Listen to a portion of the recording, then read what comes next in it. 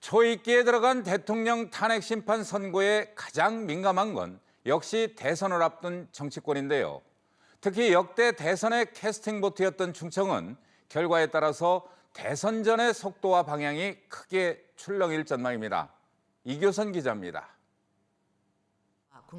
박근혜 대통령의 탄핵 여부에 19대 대선 전의 출발 신호가 엇갈립니다.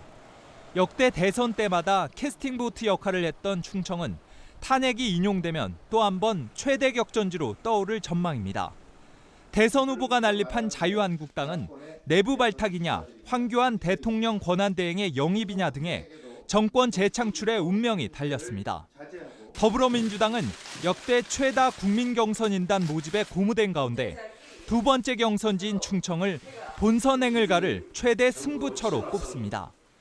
국민의당과 바른정당은 지지율을 높일 제3지대 연합이나 경선 룰 합의 등을 어떻게 풀어낼지가 관심입니다.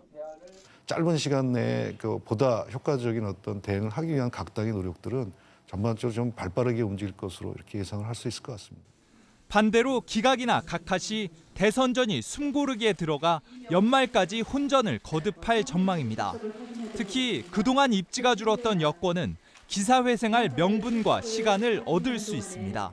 기각이 됐을 때에는 보수 세력의 어떤 재정비 그리고 그분들이 단합된 힘을 보인다면 이번 대선은 어디로 흘러갈지를 아무도 장담을 할 수가 없는 그런 형국이에요.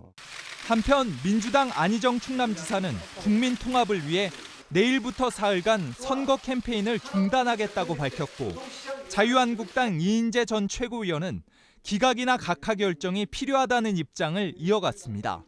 MBC 뉴스 이교선입니다.